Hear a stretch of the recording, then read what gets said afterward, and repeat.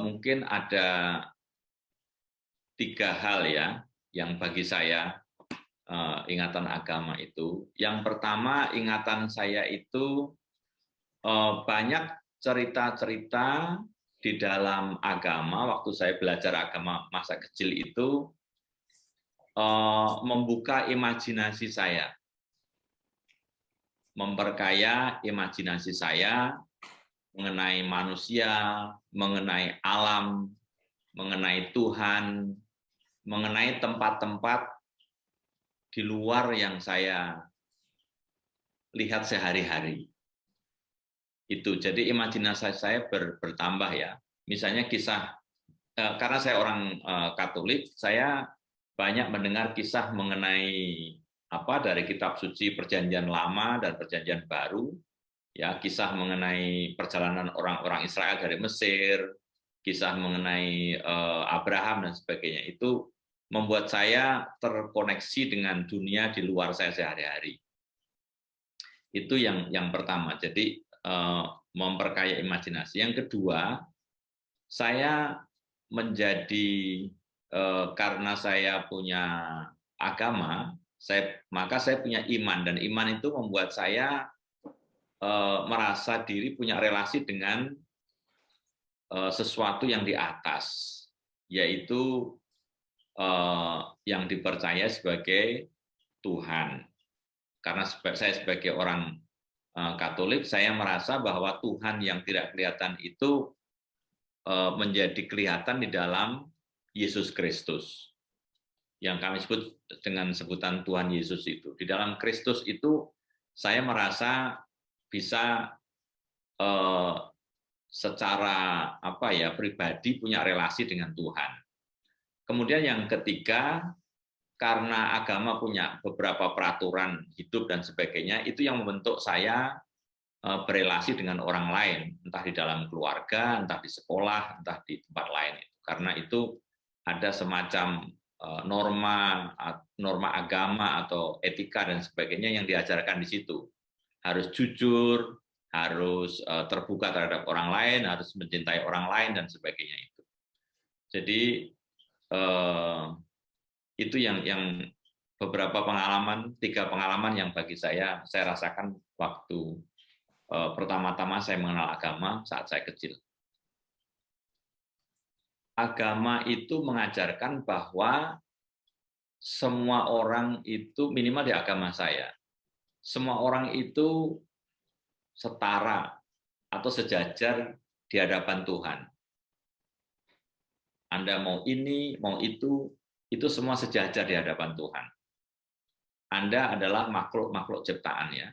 Karena itu kalau ya semua sama. Kalau ada perbedaan misalnya hierarki atau pemerintahan, yaitu ini aja fungsional saja. Tetapi pada intinya di pusatnya ya manusia itu sama. Nah ini kan sesuai dengan demokrasi ya.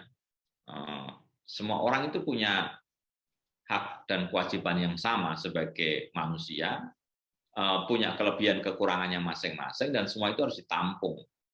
Mungkin berbeda, tetapi perbedaan itu harus dihormati dan sebagainya. Itu bagi saya itu mendukung proses demokrasi, ya, menghargai satu sama lain. Itu ya, itu tidak ketika begini dalam agama, ketika dalam agama atau agama-agama itu para pemimpinnya, para pemukanya mulai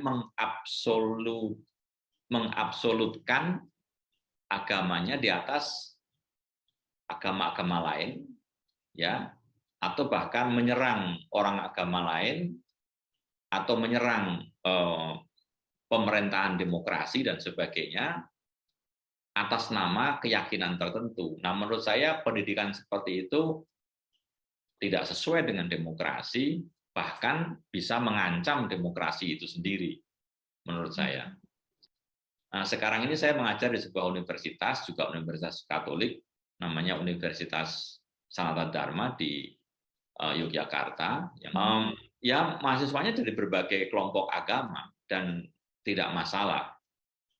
sejauh ini ya. Tidak ada ketegangan berdasarkan agama atau apa ya. Ya tidak ada, semua belajar bersama, dosennya juga berbeda agama, mengajar bersama ya. Bisa. Nah, memang itu tidak semua seperti itu. Ada juga sekolah-sekolah yang terutama beberapa tahun yang lalu itu menekankan agama, termasuk juga di sekolah-sekolah negeri ya. Ya itu ada juga dan ada keluhan dan ada survei yang menunjukkan di sekolah-sekolah itu pun banyak yang terpapar gagasan-gagasan radikal berdasarkan agama juga ada, dan itu saya kira menjadi keprihatinan kita bersama di Indonesia maupun mungkin juga di tempat-tempat lain. Dengan berbasis atau bertolak dari realitas yang ada sekarang ini, jumlah penduduk Indonesia yang sekian ya, 270 sekian juta, dengan berbagai pulau yang ribuan pulau yang ada, dengan keberagaman yang banyak, dengan apa itu tingkat pendidikan yang ada sekarang ini dan sebagainya ya. Pertanyaannya, sebagai orang yang agamanya beda-beda ini, kita akan membawa Indonesia ini 100 tahun lagi kemana? Menurut saya itu menurut saya harus punya mimpi, punya cita-cita bersama. Ya, kemana kita membawa ini? Nah, kami yang di Indonesia ini beruntung menurut saya karena punya Pancasila itu. Ya, lima dasar atau Pancasila itu. Nah, di situ sudah tercermin sebenarnya kita mau membuat Indonesia itu kemana. Yang pertama kan ketuhanan yang Maha Esa itu, ya, I believe in God, ada dasar religiusnya di sana. Yang kedua misalnya kemanusiaan yang adil dan beradab. Ya, kita harus beradab, harus adil dan kemanusiaan. Artinya Indonesia ini harus punya kontribusi kepada kemanusiaan pada umumnya. Istilahnya itu kepada humanity ya. Kita harus contribute ke sana sebagai orang Indonesia itu. Lalu persatuan, lalu ada demokrasi ya, sila keempat, tetapi adalah juga yang menjadi cita-cita adalah adanya keadilan sosial, termasuk di dalamnya keadilan ekonomi dan sebagainya bagi seluruh rakyat Indonesia, bagi rakyat Indonesia semuanya. Nah, ini kan sekarang belum tercapai itu. Ya, jadi kalau beragama, berketuhanan itu selalu dalam konteks 4 sila yang lain tadi. Bukan beragama hanya mencari misalnya dalam tanda kutip itu keselamatan pribadi ya atau personal salvation, tetapi keselamatan bersama, dan keselamatan bersama ya harus terwujud di dalam ya demokrasi, di dalam keadilan sosial, di dalam persatuan, di dalam kontribusi bersama untuk kemanusiaan pada umumnya. Itu. Jadi kalau menurut saya itu selain demokrasi dan selain ke agama atau iman ada dimensi-dimensi lain itu menurut saya. Saya berharap bahwa meskipun jumlahnya kecil, kontribusinya kepada Indonesia tidak boleh kecil, ya harus besar seperti yang lain. Karena toh pada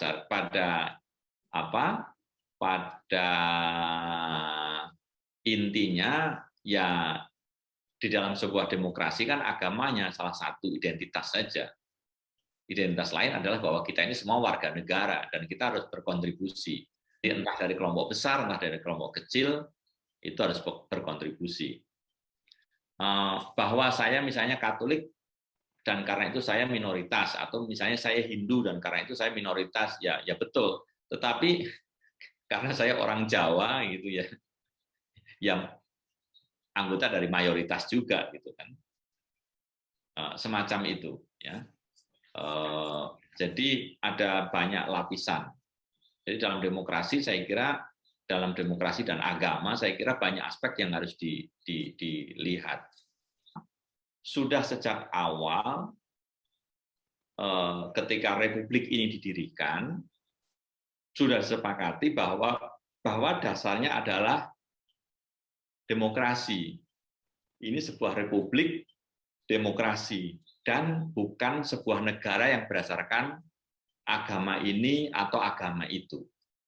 Itu kan komitmen awal pada tahun 1945 dan seterusnya, di mana kita ini negara yang tidak dasarnya bukan agama, tetapi dasarnya adalah demokrasi modern dalam bentuk republik dan sebagainya.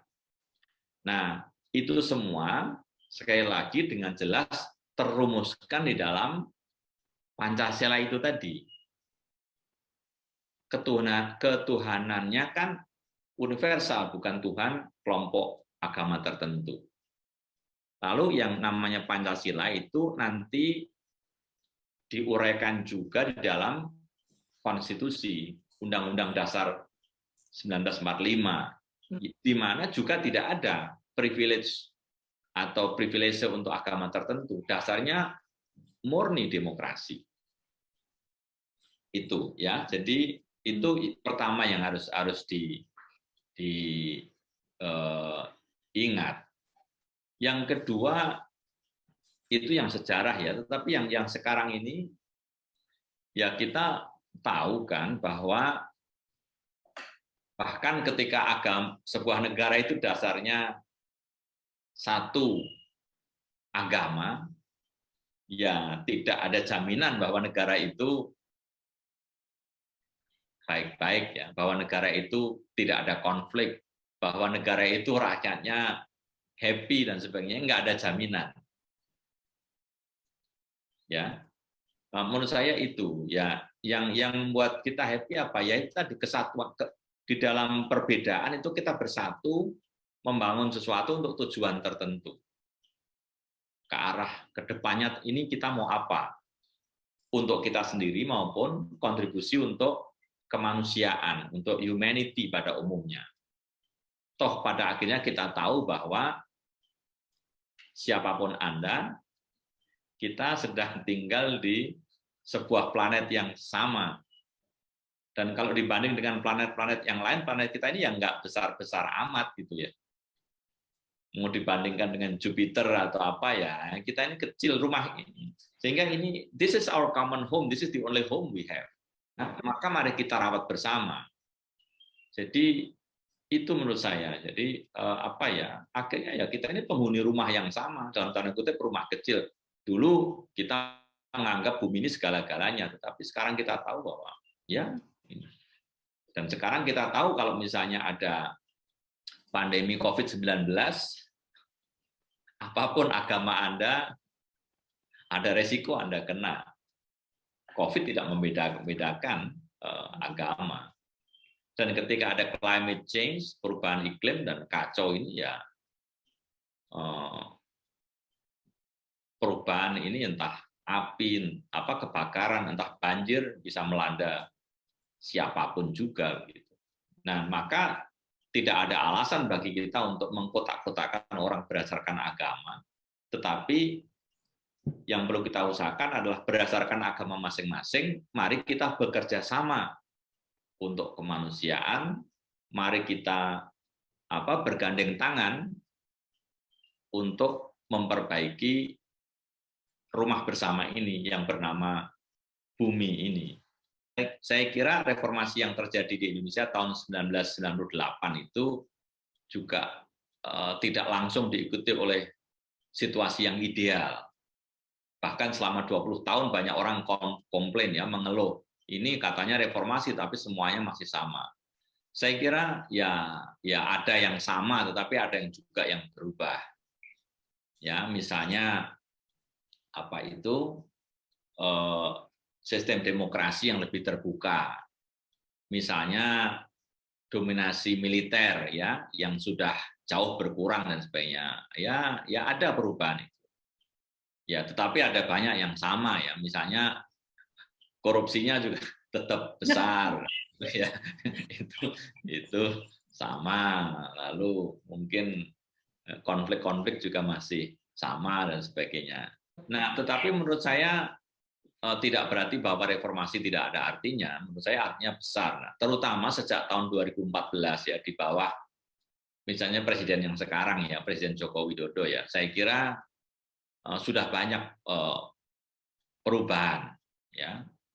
dari masalah relasi penguasa dengan rakyat, masalah pembangunan infrastruktur, masalah kepercayaan masyarakat kepada pemerintah pusat maupun daerah, saya kira ada banyak peningkatan.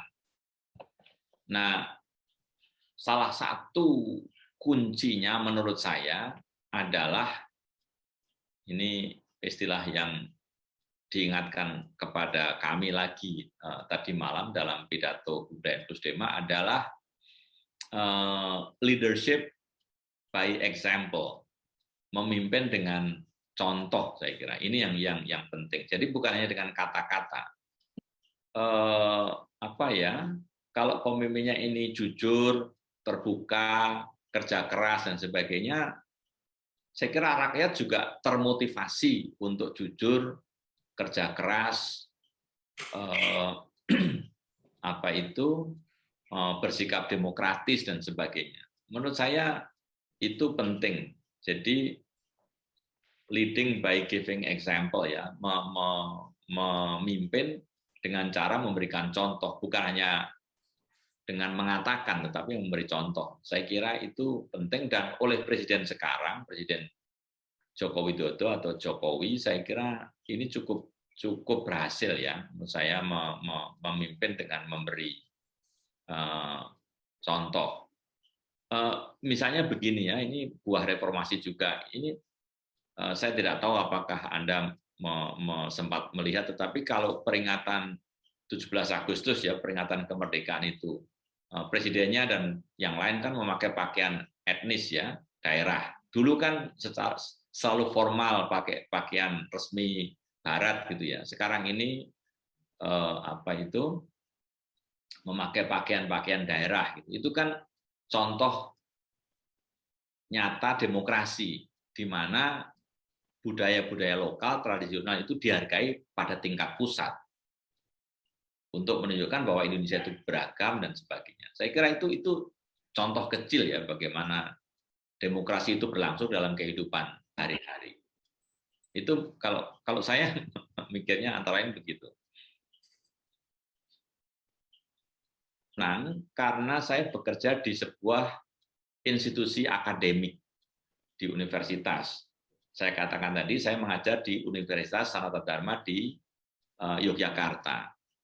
Nah, kota Yogyakarta penting saya sebut karena biasanya universitas yang ada di Yogyakarta itu mahasiswanya datang dari seluruh Indonesia. Hampir semua provinsi terwakili di Jogja ini.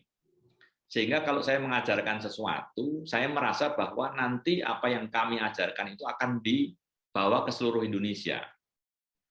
Ya, tidak hanya di wilayah Yogyakarta saja, tetapi ke seluruh Indonesia, ke berbagai provinsi itu. Itu yang membuat saya termotivasi juga.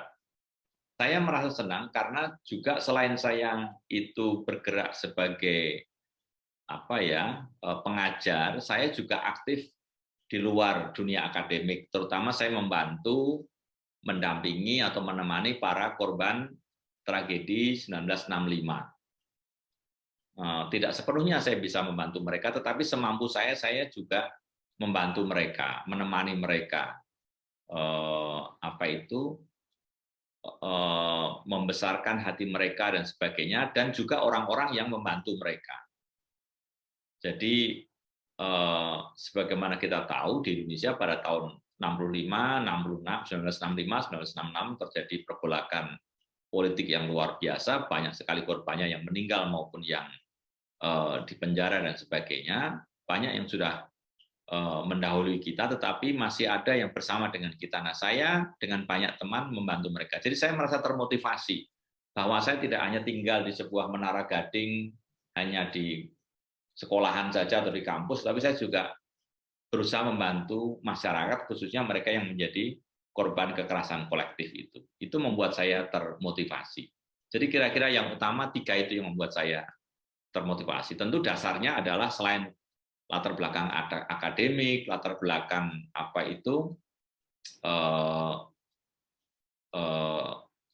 aktivisme, juga ada akar religius yang kita sebutkan di awal tadi, ada sebuah keyakinan, ada sebuah apa ya, ada sebuah ada sebuah iman yang mendasari saya juga untuk melakukan ini semua, entah di bidang akademik, entah juga membantu orang-orang, saudara-saudara saya di luar dunia akademik. Apa ya, semacam penghubung antara 65 dengan agama itu. Yang pertama adalah bahwa ketika peristiwa itu terjadi, banyak pelaku kekerasan itu motivasinya adalah motivasi keagamaan, ya, motivasi religius. Ya apapun latar belakangnya kan ada pemahaman bahwa yang namanya di Indonesia paling tidak ya, ada pemahaman bahwa komunis itu ateis, tidak percaya kepada Tuhan. Nah, oleh orang-orang yang percaya kepada Tuhan, dipandang mereka ini ya harus disingkirkan. Maka entah di Jawa, di tempat lain itu ada orang-orang yang melakukan kekerasan itu motivasinya agama, religius.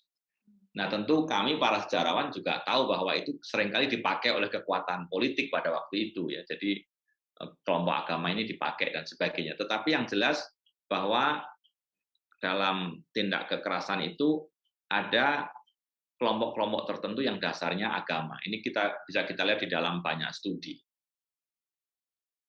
Nah, itu yang pertama. Yang kedua, ketika terjadi represi atau penekanan terhadap upaya-upaya untuk membahas tragedi 65 ini, kelompok-kelompok yang menentang juga banyak dari kelompok-kelompok keagamaan. Jadi relasi dengan agama ini bukan hanya dulu, tetapi juga sekarang, terutama sebelum pandemi COVID-19 ini ya. Jadi itu menjadi sulit.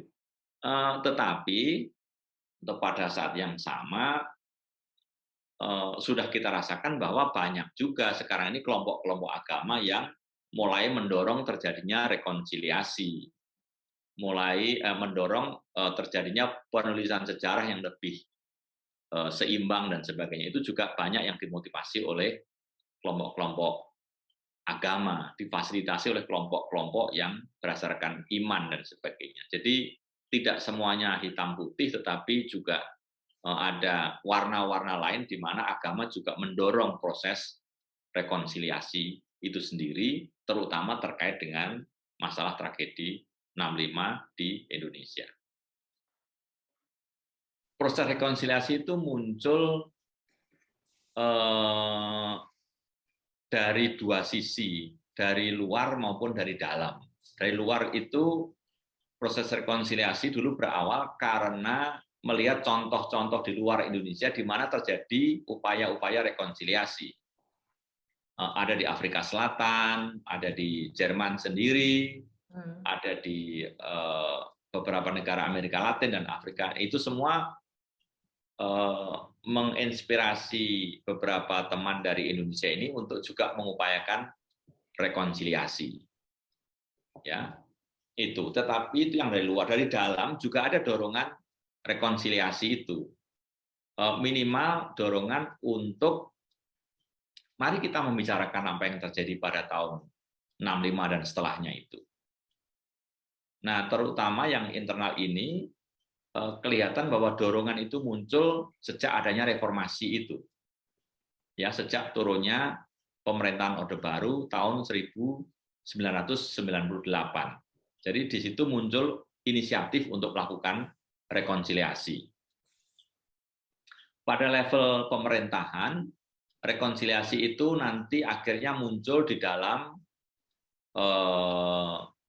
diberlakukannya Undang-Undang Kebenaran dan Undang-Undang tentang Komisi Kebenaran dan Rekonsiliasi pada tahun 2004. Seingat saya kalau angka biasanya lupa saya. Tetapi tahun 2006 itu dicabut Undang-Undang Komisi Kebenaran dan Rekonsiliasi itu, sehingga sejak itu di tingkat negara tidak ada lagi usaha untuk mengusahakan rekonsiliasi itu. Tetapi itu bukan akhir dari segalanya, karena di lapisan bawah, di lapisan akar rumput, itu tetap ada upaya-upaya rekonsiliasi itu. Hanya saja memang sifatnya lokal, tetapi itu terjadi di beberapa tempat ya di Jakarta, di Yogyakarta, di Palu, di Sulawesi, di Bali, di Nusa Tenggara Timur dan sebagainya. Itu ada upaya rekonsiliasi di tingkat akar rumput. Itu. Nah, sekarang ini sedang ada proses ke sana lagi, tetapi masih belum jelas, dan ketika ini belum jelas, tiba-tiba ada pandemi COVID-19 ini menjadi lebih sulit lagi, saya kira. Mayoritas ya atau hampir semua penduduk Indonesia itu mendukung demokrasi. Ya ini bentuk pemerintahan yang dulu dimulai oleh para pendiri bangsa ini, para founding fathers, dan ini yang kita pakai sampai sekarang, yang cocok untuk kita. Ya, saya kira hampir semua masyarakat Indonesia setuju dengan itu. Ya, buktinya antara lain ya, tidak ada pemberontakan yang berarti untuk melawan demokrasi ini. Juga ketika pada tahun 1990-an itu Yugoslavia pecah menjadi 5 atau 6 negara itu ada kekhawatiran bahwa ini akan terjadi di Indonesia. Ternyata tidak. Padahal Indonesia ini pulaunya ada ribuan, ada 17.000 lebih. Toh tidak terjadi. Kenapa? Karena kami tetap merasa sebagai warga dari sebuah negara bangsa, warga dari sebuah nation state yang sama, yaitu Republik Indonesia, yang dasarnya adalah demokrasi. Jadi saya ingin menggarisbawahi bahwa ya hampir semua rakyat ini setuju dengan demokrasi, merasa cocok. Nah, tetapi bukan realitas kehidupan kalau tidak ada hambatan, tantangan, dan sebagainya. Kalau tadi ditanyakan apa yang menjadi hambatan, ya ini apa yang terjadi antara lain adanya demokrasi yang transaksional ya. Dalam arti ya demokrasi tetapi jabatan-jabatan atau posisi-posisi tertentu, meskipun ada pemilihan tetapi juga di situ ada uang kadang-kadang ya untuk membeli suara dan sebagainya. Jadi demokrasinya tidak murni tetapi transaksional. Kalau kamu bayar saya memilih kamu nanti, semacam itu ya. Saya kira itu hambatan, dan ini mungkin perlu diperbaiki lagi sistemnya ini. Ya, sistem pemilihan supaya yang jual beli atau transaksional seperti ini tidak ada. Itu hambatan yang pertama ya, soal uang untuk kepentingan politik. Yang kedua yang menjadi hambatan dan tantangan adalah menurut saya juga ide-ide radikalisme transnasional. Ini juga menjadi hambatan dan bisa menjadi ancaman, dan di Indonesia itu memang sempat muncul waktu itu ya untuk mengganti Indonesia dengan sistem keagamaan ya, macam-macam pernah muncul itu, dan saya kira ini bisa menjadi tantangan atau hambatan bagi demokrasi di Indonesia kalau tidak diatasi. Nah, belajar dari beberapa tempat lain, hambatan ini menjadi besar ketika misalnya kelas menengahnya ini merasa nyaman, merasa aman. Padahal di bawah, di desa, di tingkat pendidikan dasar, di anak-anak muda itu, anak-anak kecil bahkan ya, itu sudah mulai diajarkan gagasan-gagasan radikalisme yang notabene dari luar juga transnasional. Nah, kelas menengahnya tidak tahu, tapi nanti seperti yang sekarang terjadi di Afghanistan ini, kalau tidak hati-hati itu bisa menjadi awal dari sebuah kisah sedih, yaitu hancurnya demokrasi. Jadi menurut saya hambatan itu ya, yang namanya demokrasi transaksional, di mana uang itu ikut main di dalam proses demokrasi. Yang kedua adalah ancaman radikalisme yang sifatnya transnasional ini. Yang jelas begini, kita hidup di dalam suasana komunikasi yang sangat terbuka dan sangat cepat. Apa yang terjadi di sebuah tempat di dunia ini akan dengan cepat itu sampai ke tempat lain, ya, termasuk ke Indonesia. Dan apa yang terjadi di Afghanistan sekarang ini kan dengan cepat juga sampai ke Indonesia. Nah, seperti saya katakan tadi, sebelum ini ada apa ya, kelompok-kelompok atau gagasan-gagasan radikal itu yang juga penuh kekerasan dan mungkin dalam arti tertentu terinspirasi oleh itu. Nah, sehingga saya kira sulit mengatakan bahwa itu tidak akan berpengaruh di Indonesia. Minimal informasinya pasti akan sampai. Ya, itu yang pertama harus kita akui. Tapi yang kedua, nah, pertanyaannya tinggal begini, apakah berhadapan dengan itu kita akan merasa takut dan mundur, bersembunyi, seperti burung onta yang menyembunyikan kepalanya di pasir itu, atau kita justru ini kesempatan bagi kita untuk sekali lagi menyatukan Indonesia yang beragam ini untuk menghadapi tantangan seperti itu. Bahwa sekarang ini mendesak untuk terus menyebarkan, terus membuat masyarakat ini paham tentang pentingnya demokrasi, tentang pentingnya menolak atau melindungi diri terhadap gagasan-gagasan radikal yang penuh kekerasan ini, yang tidak sesuai dengan keyakinan agama di Indonesia, di mana setiap orang itu sederajat di hadapan Tuhan, dan tidak boleh orang membunuh atau melukai orang lain hanya karena berbeda agama, berbeda keyakinan dan sebagainya. Nggak boleh. Saya kira itu yang perlu ditekankan. Dan menurut saya itu harus ditekankan sejak usia anak masih muda, masih awal ya. Sejak kecil harus ditanamkan nilai-nilai itu. Dan ini yang akan membuat demokrasi menjadi semakin kuat.